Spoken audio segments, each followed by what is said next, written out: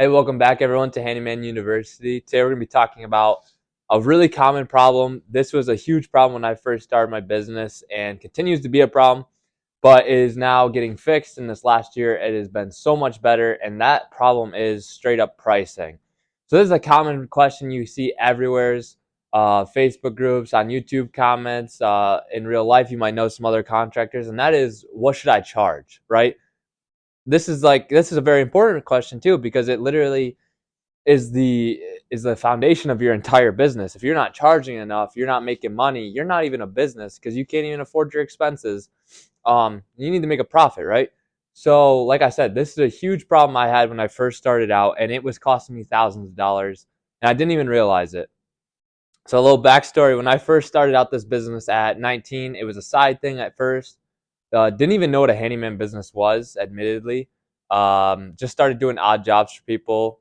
And I started at $15 an hour and thought I was making good money. I was making like $100 a day. And like I said, I was 19. I was in college at the time, whatever. It was the summer when I started this. And I was just kind of chilling, make $100 a day. I would work like 6 days a week, make $600 a week. I thought I was doing good. I lived at home still, I had no expenses at all.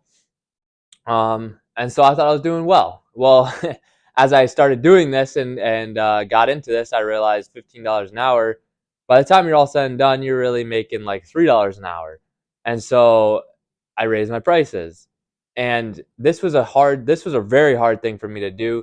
It was all mental, really, because I was just thinking to myself, I would never pay somebody this to do this job, or like, there's no way I'll get this much money to do this. I see this all the time.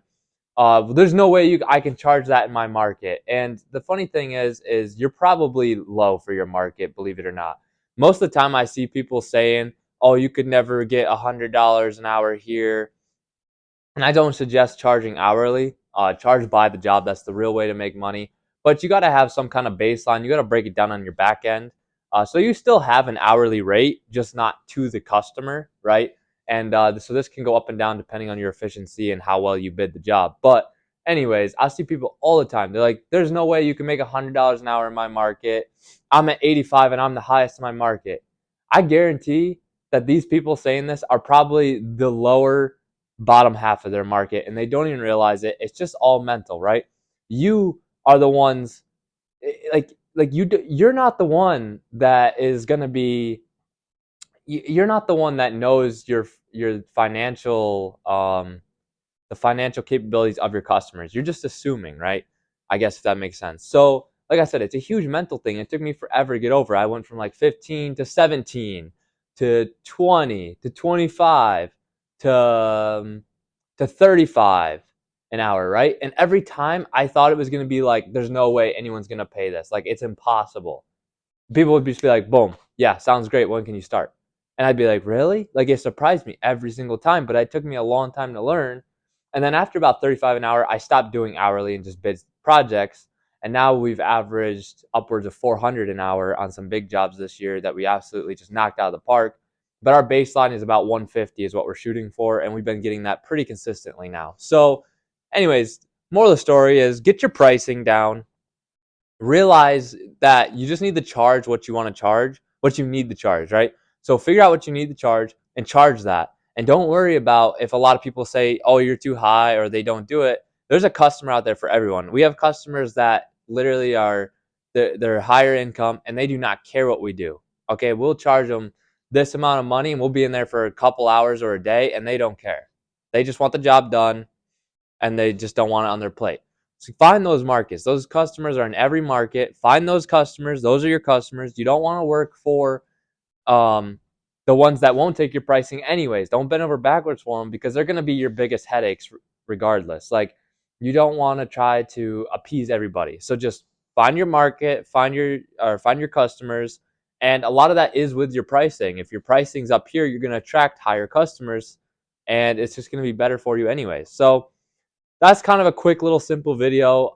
This was a big problem I had. Hopefully this helps some of you guys. Just stop bidding your jobs based off what you think your customer will pay. Do it what you need and be consistent. No matter if the person's driving $1 million car or a $10 car, it doesn't matter, okay? You charge them the exact same. all right, and you let them decide if it fits their budget or not. It's not up to you, the handyman, to decide if you fit their budget.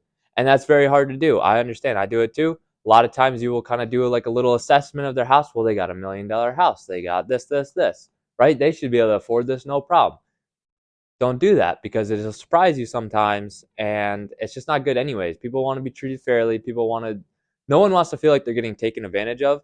And a lot of times these richer people are, they're usually penny pinchers, and that's probably why they are rich, right? So they just want to feel like they're getting a good deal, getting good value.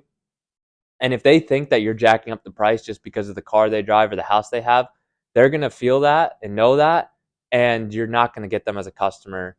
And you really want to get into those customers because they got all this network, right? And they're going to tell people about you, and you're going to get into a great market. And that's what happened to us. And hopefully this helps some of you guys out. Don't compromise on your pricing. Get your pricing up though, because I was losing so much money charging $15 an hour. I could have been making $100 an hour right off of the bat. And yeah, so hope this helps out. Thanks for watching.